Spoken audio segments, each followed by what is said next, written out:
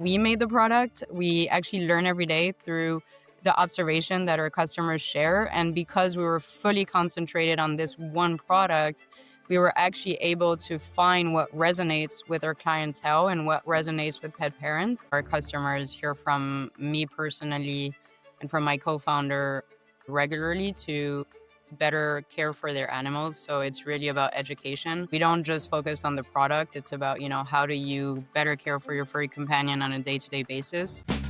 Welcome to the DTC Insider podcast, where online business owners come to find actionable tips and tactics to grow their businesses.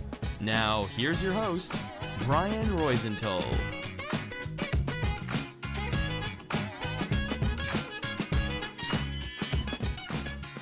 Hey, welcome to another episode of DTC Insider podcast. I'm Brian Roisentul, your host, and today I have a great guest. She's a doctor, so I'm going to introduce her that way. I'm joined by Dr. Christine Colamonico, co-founder of Jope. It's an amazing brand, and she'll be able to tell you more about it in a minute. Christine, welcome to the show. Thank you for being here. Thanks, Brian. It's a pleasure. I love your emails. I've been a big fan, so very happy to be here today. Yeah, thank you. So for those who don't know about Jope, could you please tell them more about the company? Yeah, of course. So Jope stands for Joy of Pets. We're a pet supplement company online, so direct to consumer, but we also work with veterinarians. So I'm a veterinarian, like Brian said, co-founder. We started the adventure in 2021 and we have one product, and our main focus is joint health at the moment. And it's born from personal experience, being a veterinarian, seeing how a lot of dogs struggle with mobility, and then having my own personal dog, Pepsi, who had to suffer through joint issues. And so finding ways to keep him comfortable based in science. And then I wanted to share that with all the other pet parents because I know there are more and more out there every day. And we all want a better for, furry companions. Yeah. Well, I had the dog myself. She passed away when she was 14 years old. It was a beagle. And wow, she was noisy, she broke everything around her. And yeah, they eat a lot. We loved her. Now I have 6-year-old twins, a boy and a girl. But it was when I was way younger, I lived with my parents and I really enjoyed her. So I love that you're doing something for their health. So could you please tell more about how it all started? When was it? What were you doing back then? So the reason it started, I think it started before we actually created the company, again with Pepsi. And being a veterinarian, I always wanted to care for animals, but we know how tricky it can be, right? Because they can't speak. So they Right. can't tell you if something is wrong. And I had to live this firsthand with my dog Pepsi again, who had joint issues. And so I basically saw the decline. And then I found ways to help him as a veterinarian, really leveraging research. And unfortunately, Pepsi passed away when I graduated vet school. And then I started working as a marketer for some of the pharmaceutical companies. I also did sales. I did some merger and acquisition work with a local veterinary group. And during the pandemic, I guess having a little bit too much free time on my hand with my co-founder, still had this idea of, we're vets, we want to help animals. And I had this experience with Pepsi. So we decided to create a company to bring to market supplements more specifically. In the pet space, supplements are actually not regulated. So there's not, like a official body that regulates supplements. And unfortunately, a lot of them out there are not rooted in science. So when we saw what was available on the market versus what the science was telling us could actually help our furry companions, we saw a big gap. And so we really wanted to basically go back to science, review scientific data to then formulate products that we knew would actually benefit pets based on the science that we could find. And so with Pepsi in mind and knowing that there's like 80% of dogs for over 7 years of age that suffer from joint issues, we decided to launch our first mobility supplement. And that happened in 2022. It took about 12 months to formulate the product because we created the company in 2021. And then, manufacturing, going back to the formulation, finding exactly what we wanted. it took a while, but we're very proud of what we have today. And since then, we've been growing a lot, helping many pet parents better care for their dogs. So it's been super rewarding. Many challenges, but it's been super fun and very exciting too because we're launching our second product this quarter. So, and it's going to be a product for both dogs who we're already helping, but also for cats. So, for us as veterinarians, like this is pretty amazing, and we're very, very excited. I was going to ask you, like, did you ever imagine, being a brand founder when you started the career back in the university? Definitely not. I think a lot of our veterinarian friends are like, "What are you guys doing?" It's very strange. But we really love it, and, my co-founder, Jeremy, and we always wanted to be vets. Like, when you're small and you wanna do something and then you're able to fulfill it later in life, it's pretty cool to know that we're actually, in fact, helping animals. And some like, if you go on our website, you'll see a lot of the comments, and those are really like some are life-changing for certain animals and their pet parents. And that is just very satisfying to us. So we're super passionate. I never thought I would do this in a million years. I thought I'd own my own practice. Turns out, I chose a different route. But I did always enjoy being like independent, trying and failing by yourself and just figuring things out. And we're super happy to do, what we're doing today, like helping animals, working. We're two friends working together, trying to make it in this world. And I guess it's been what, 4 years now, and we're still up and running. So so far so good. That's a lot because these years haven't been easy. I mean, we discussed this at length here in the show, and since we started podcast in 2021, so this is the fifth season, and it's about to end probably. I mean, the current season because we are, believe it or not, in probably the end of October, so it's crazy how fast time flies. We've been able to discuss live the evolution of e-commerce, only that probably last year we could say, okay, so we have 3 full years since the pandemic, or actually four, 2020, 21, 22, and 23. So we were like, things are shifting in a way. We didn't know exactly, but we knew that there was a hype in the pandemic, of course, as we all know by now. Then Mhm. in 2021, there was this crazy iOS 13 update. It was, for those who don't know about it, it's the loss of tracking, So Apple decided that, well, whatever they decided about the privacy, that's amazing. But as advertisers and of course brands, we lost track and everything was more expensive, challenging. And then of course every brand was started to think about profitability, the bottom line, not only growth at all costs. And of course, in 2024, it was an election year, and we were all hoping for 2025 to be the easy year, the calm year. And then, of course, TikTok announced, the sell or buy in January, then the tariffs and all that craziness. So, what were these years like for you? I know you said that you've been growing, but what what were the conversation, the high level conversations about with your co-founder as everything I just mentioned developed? So we, for us, again, our training is very technical and like scientific. So we had no experience in e-commerce and digital marketing. So we kind of, learned as we go. That's kind of how we're still doing it. And it's been a lot of ups and downs. We definitely see there's like trends where so we mostly advertise on Meta. We really do most of probably that's where we get most of our clients. And initially we weren't believers in Meta. We thought, being veterinarians are bigger. We thought we'd be able to get more clients through the vet channel. So, Right. B2B2C, and that turned out not to be accurate. So we're mostly advertising through Meta, and we have been seeing just some seasonal, I would say, changes in like customer acquisition costs. Right now, for example, it's not ideal. We'll put it that way. But luckily, I think for us, so what we've seen, and I think everybody's probably seeing this, although I'm not the expert, but there's been like a trend where we see customer acquisition costs increase over time since our launch. I think it's due to, first of all, we started with nothing. So where you scale, you can't always be how do you say, as like you can't optimize as efficiently when you're scaling, although we're trying.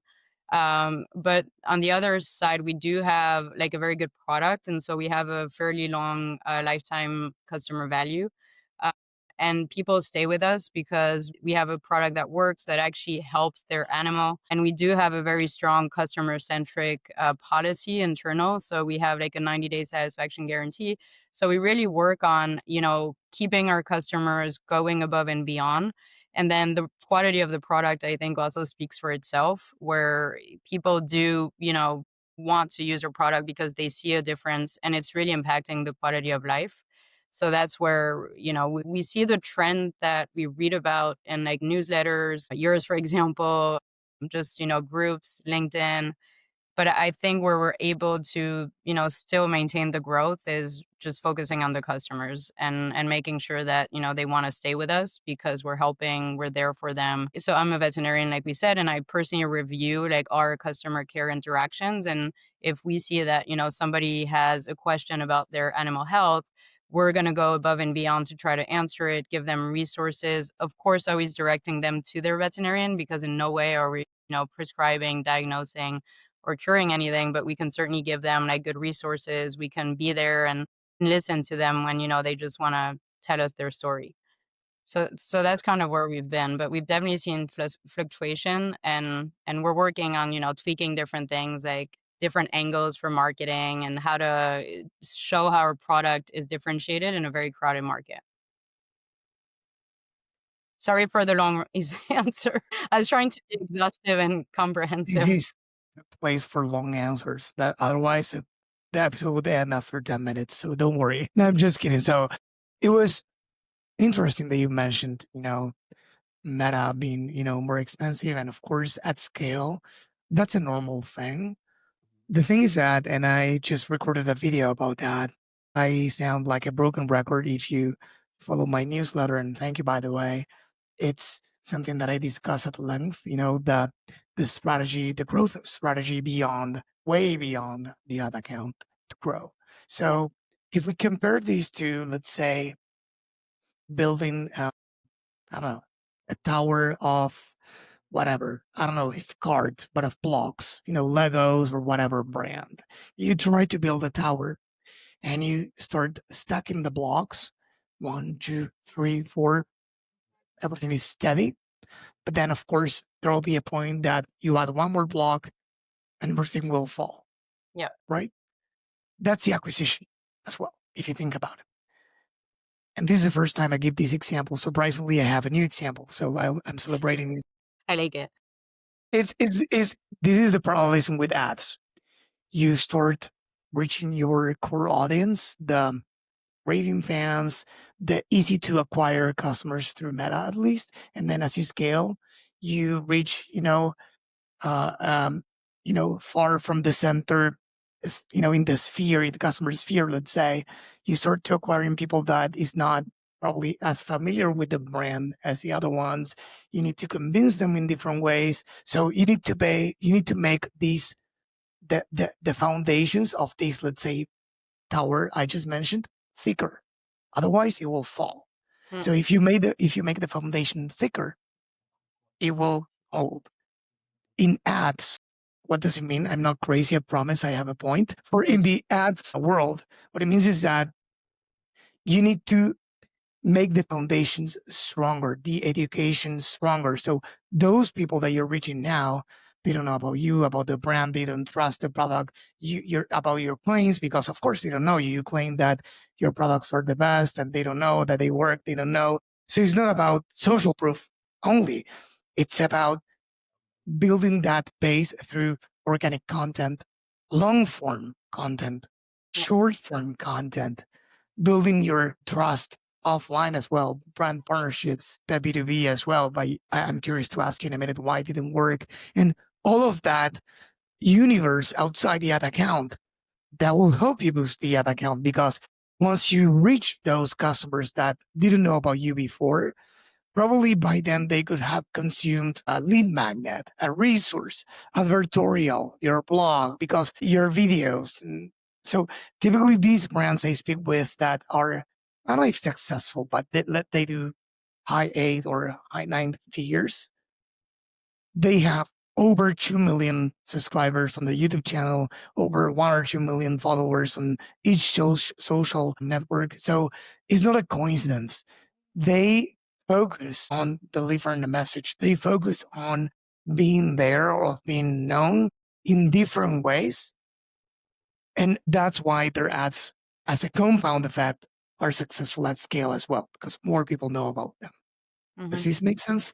Yes, it's like the top of the funnel situation. No. Where you're branching out, you're educating, you wanna be recognized as, like, an authority figure and somebody who people can turn to not just to buy a product, but to, really solve their questions, answer their question, and become a partner. I think that's what I'm hearing you say with, like, education, making sure you show how you're an expert in your field and you're not just, setting great marketing. Yeah, it's trying to do what's enough to reach successfully that Mm, next cohort of customers that don't know you. yeah, You know, it was it's enough until a certain point with nothing organically. You turn on some ads and it works. But then at some point you need to add those layers to support that business. And if you think about it, these businesses I'm telling you about, and you don't need to be that big, 9 figures or so, but the more you do them, the easier and the cheaper it is. Some of them, paid ads is no longer the main source of acquisition.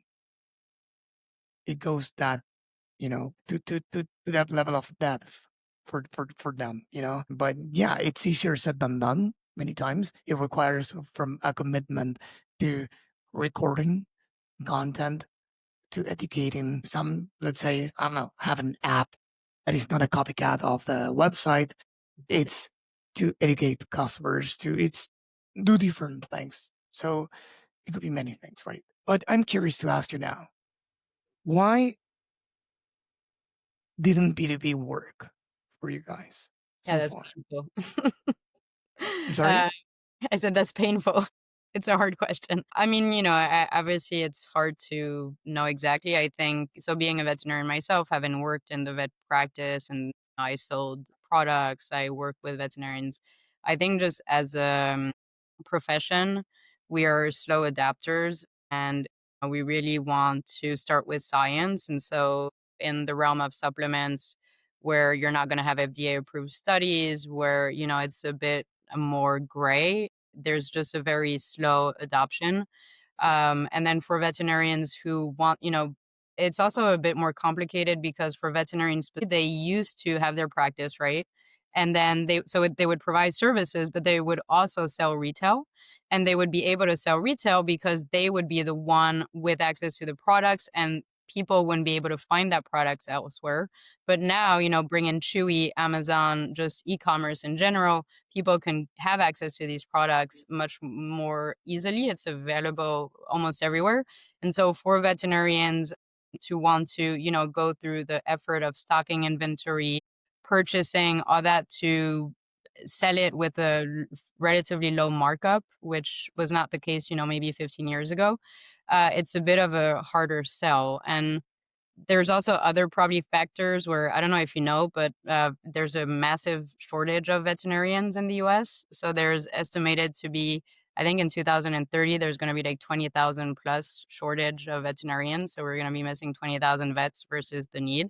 Oh, And so these vets who are working, they just don't really have some time to, sit down and learn about a new product because they're just right. busy attending to pets. So long answer, but we're not, certain. We have hypothesis, and I will say to date, we partnered with 200 veterinarians. And then there's also a lot because we have a niche product. So we do hear a lot from our customers who say their vet recommended our product because of the combination of ingredients we have. We just don't have necessarily a partnership with that veterinarian. But in the veterinary space, because of how specialized our product is, we actually, I think, are making a name for ourselves and hopefully it's positive. So, it's kind of chipping like at the wall just little by little. And we make sure that whenever a veterinarian is interested, we also go above and beyond to show that we care and that we'll stand behind our product. And, we have reviews on the ingredients we use, we have third party lab testing on our product. So we really put the effort to be premium and to make sure anybody who uses us is confident of the quality they're getting. Got it. So I wanted to ask you now about product development, but not, sorry, product expansion, not development. Hmm. So I have the understanding that you have only one product currently, and you just said that you are going to launch another product, but for cats, isn't it? So you will have one for dogs and one for cats, right? One for dogs, the joint supplement, and one for dogs and cats, gut health supplement. Okay, So it will be okay. the same formula Two for for two for dogs and one for a cat. It will be in the correct. okay. Yeah. Because I was going to ask, what is it like as a brand? For those listening to this or watching this, why not looking to start a brand, or those in the early stages that started with multiple products, or maybe as you with one product. What do you think are the ups and downs besides the obvious, of running a business on one single product? So your question is, what are the benefits or downside of having one product versus multiple? First off, why did you decide to go with one product, until 2025/2026? And what do you see that are the benefits or the pros and cons between that? Okay. Well, so to be fully transparent, initially we were hoping to have two products like right away. However, formulation, it just like manufacturing a product, and for those listening who have a product they manufacture, especially if it's a custom formula, they probably know it's much harder than you would think. So I would say by default in some way ended up with having just one product for the past 3 years on the market. However, in retrospect, I wouldn't wanna change that, and nor would my co-founder, because it actually allowed us to really get to know our product and get to know it through the lens of our customers too. So we really learned, like, although we made the product, we actually learn every day through the observation that our customers share, and because we were fully concentrated on this one product, we were actually able to find what resonates with our clientele and what resonates with pet parents. And I think it ended up making us much stronger and build credibility, allow us to basically stay focused. And so I actually like we speak about it with again my co-founder, and we're like, we don't think we'd be where we are today. So today we're basically two co-founders, self-funded, no outside investors. We're, somewhat profitable. So we're for us, it's like the dream. Like, we're doing it. We're still small, but we're happy. And we don't know that we would be there because if we had a broader portfolio, we might have, dispersed ourselves. And it was our first time creating a company. So we really just were able to fail, learn, but always staying very focused. And today, why do we think, we're ready to bring a new product? We actually had some just people we spoke with in our network who recommended we only stay with one product and we try to grow it to being, like a 8, 9, 10 figure product, which you can do. But we just want to have like there's different reasons, but as veterinarians, we want to have a broader offering to really help enhance the life of furry companions. But also we think for our company, it's kind of a test because it's one thing to have one product and be successful enough, but it's another one to have a diverse portfolio and be able to also be successful. So we kind of see this new launch as a test for us and, take the company and our team to the next level. And if we're able to do that and have a successful launch and get this product out, we feel like it will be a milestone that for us will be very significant. And it will also be, like you were talking about before, Brian, a solid foundation for future launches. So that's the reason we think it's time. It's like we're a bit antsy to see if we're able to do it. We're 100% aware we might fall flat on our face, but we also didn't want to have, financial partners. We had some people interested, but our point of view is like, first time brand founders, we just want to trial and make errors ourselves and just learn from it and not just follow somebody else's advice. So we're kind of going for the learn it the hard way. Um, s- yeah, so very excited, and we hope it's going to launch because we never know. But fingers crossed, when we launch this podcast, maybe it will be out. We don't know. Yeah. So, don't get me wrong. I think that there's nothing wrong with operating with a single product. That's why I wanted to ask you. In fact, we have interview here in the podcast some brands that operate with some with one product and some with one product category. For example, one of them was an 8-figure brand that only sells belts and buckles, right? But belts, right? So we were like, how did you make it to 8 figures selling just belts? Because one thing is what you do. There's a caveat, or a main difference between those two examples, your company and their company. You have customers ideally on a subscription, right? I know you offer subscriptions, right? And we'll talk about that in a minute. They don't. They sell belts. How many belts are you going to buy? I mean, you can buy multiple, yes, but it's not something replenishable or something you need. You don't just offer a subscription. The nature of your product is something that if people love it, they they need to buy it again, right? Because their dog needs it, right? Mhm. Or it's been good for the dog. Yeah. So as you said, it's no coincidence that since your product is amazing, the lifetime value is super high as well. So that's probably a caveat, because I'm asking about this because again, I don't have anything about being a brand with a single product or multiple. The thing is that the main challenge we were discussing a few moments ago about the costs being more expensive, or higher to acquire customers, probably that's mitigated in a way by having more variety to offer to customers when you release new products, when you have a catalog of multiple products and categories to add-on products to the hero product. So that's changes the equation because it's not only that one sale, it's probably multiple sales throughout the customer lifetime. Correct, and, for us too, Brian, it's, like, the reason we really like this product too is, we're setting to dogs right now, right? And this is a dog and cat product that we're launching, but there's actually, like, over 50% of people who have a dog who have a cat. And so I, yeah, Please so, go ahead. we wanna be there for their other furry companion too, and, so that's, like, another good reason for us where we were strategic about how we were launching and not just doing another dog product, but also doing one that was for both. And then complementary, obviously, because you can have, you need gut health and also need joint health.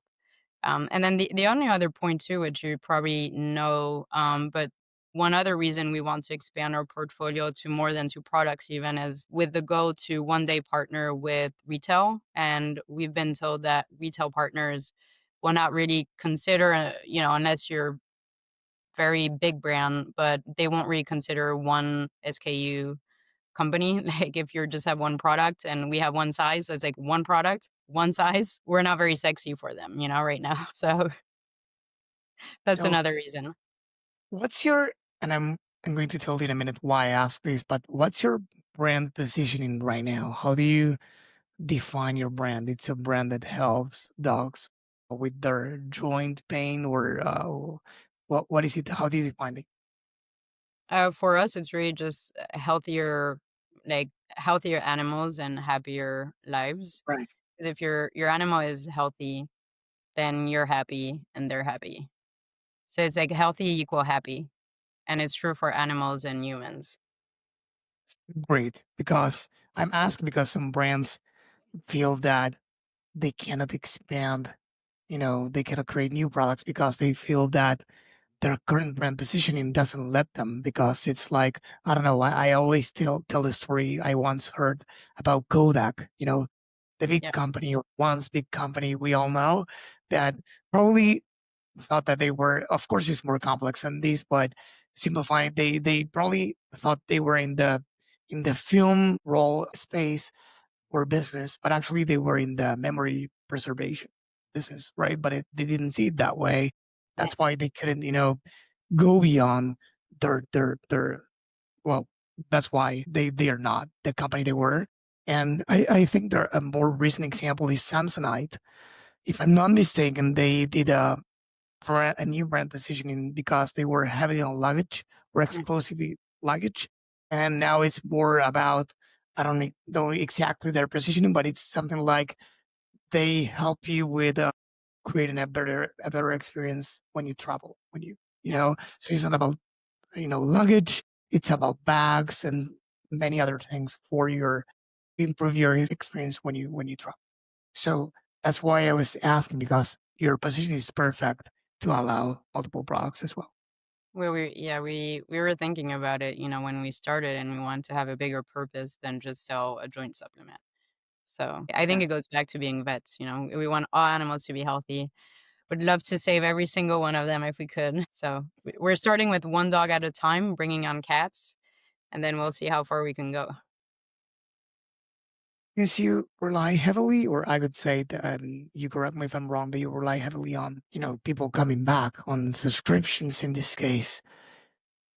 Besides having an amazing product and have people come back organically, or avoid, high churn organically because your product is great and they need it.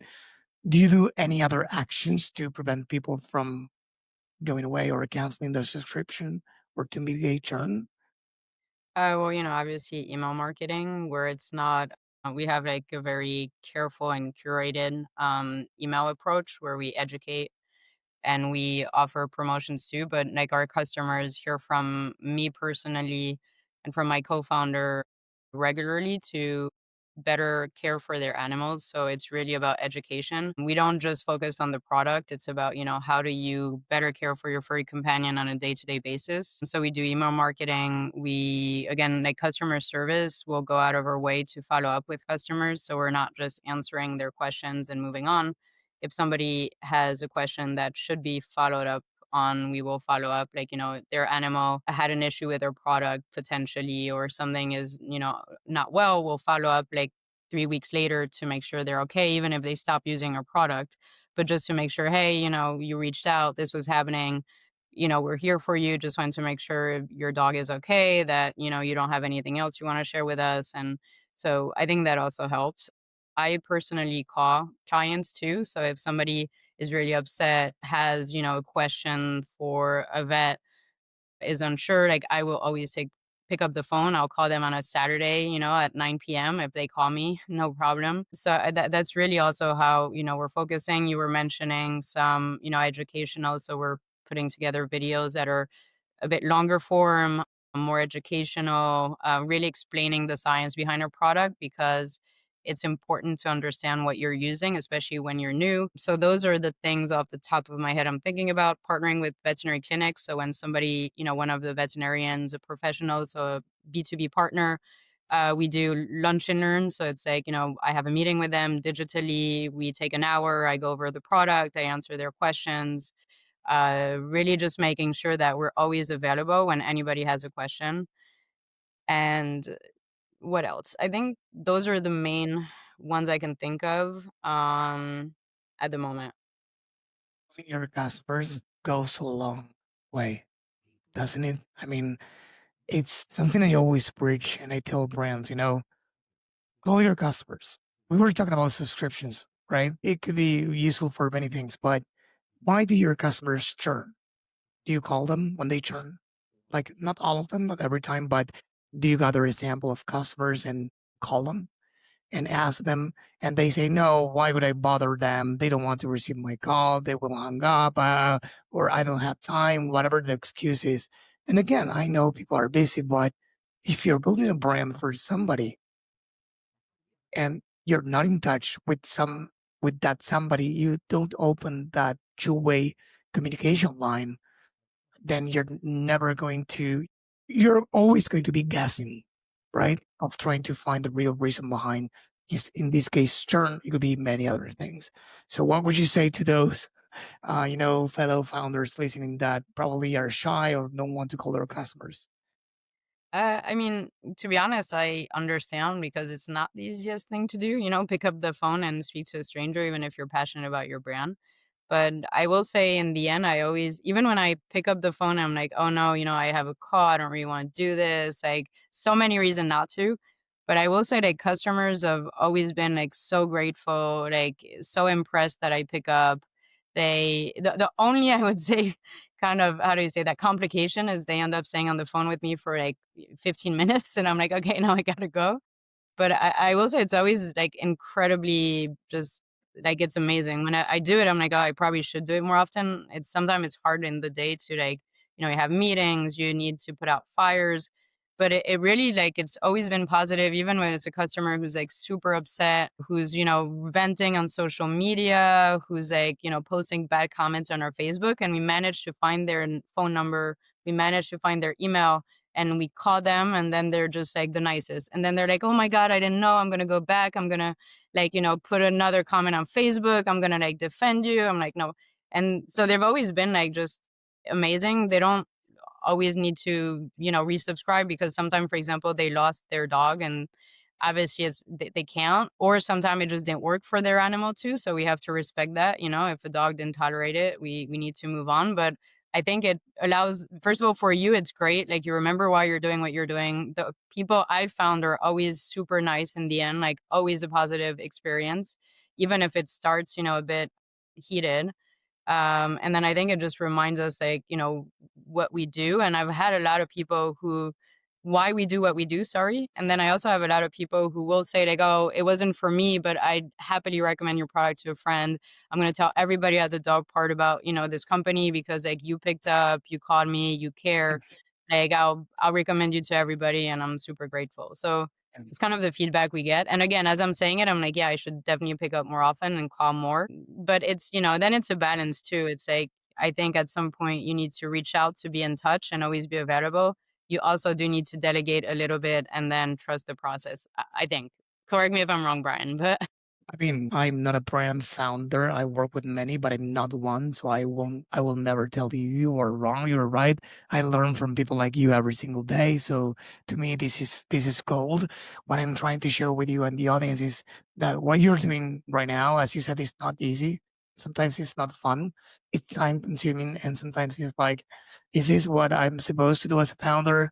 Well, let me tell you something that I see, like what a CEO, founder, whatever the role is for the founder, whatever they are supposed to do changed a lot over the years. Like one very, very successful 8-figure brand I know, and I interview here in the podcast, they build in public. I follow them on LinkedIn. They are 24, 26-year old, more or less, pretty young. And they said, I've never thought in my life that as the CEO of the company, my highest value task could be recording TikToks. But that's my daily life. That's what I do. That's what gets us eyeballs, free eyeballs, like millions of eyeballs. And he also speaks about his setup, far from perfect, wearing the same shirt every time they record. Like he can record, I don't know, 20 TikToks a day, 10 TikToks a day. And it's all about that. And some other CEO listening to that might say, well, that's not what a CEO is supposed to do, hire somebody, but people appreciate that. It's mm, his brand is that way. No two brands are the same, nor two brands are equal. So your brand is unique, and you need to play using your advantages, right? Some people, are great on the phone, great talking to other people, and they turn customers into advocates. And as you said, that customer will go and defend you if somebody else says something mean about the product or whatever online. So those are the customers that will say, no, no, no, no. They call me and they will tell their friends, this brand, yeah, I recommend that. They even call me. They care. That's a word. As you said, they care. yeah. You know. So I believe you cannot do everything, but this is something that I could advise founders to do. Whatever it is, they can do. But one more thing I wanted to add on that is it's not only calling customers or customers who complain or randomly. Something that I learned from somebody that has been doing it for a while successfully is, or that worked for them at least, is to put these people to call in 3 different bags or cohorts, let's say. Non-customers, Hmm. let's say they are subscribed, you have the phone number, but they have never bought, but they are engaged, but they never. One-time customers, those who once said, I'll give you my vote of confidence, but they never come back. They never came back. And the loyal customers. Each of those, as you can imagine, will give you different perspectives. One will give you roses, Hopefully, the VIPs, they are in love with your products. They might have a lot of recommendations for you, a lot of suggestions, but it will be mainly positive because otherwise, they are loyal. And the one in the middle, they bought once but never again. You might get a lot of great feedback because they had the experience, but then what happened? Yeah. Why didn't come back? Did they go for a substitute product or whatever it be? And then the first cohort, you know, they won't have information about the product because they don't know. But then you might get from them, the main objections to overcome the marketing as well. So those three cohorts feels less, let's say, random because you have an intent and you can gather with their permission if you go a step beyond and record those calls again with their permission. And today you can put the transcript on the audio file into ChatGPT or whatever tool and build patterns and improve. Yeah, it's interesting. We've been playing with that idea to just get more insights from our customers. I'll tell you if I do it with the 3 cohorts and Yeah. not just, keep reaching out to the people who are very unhappy.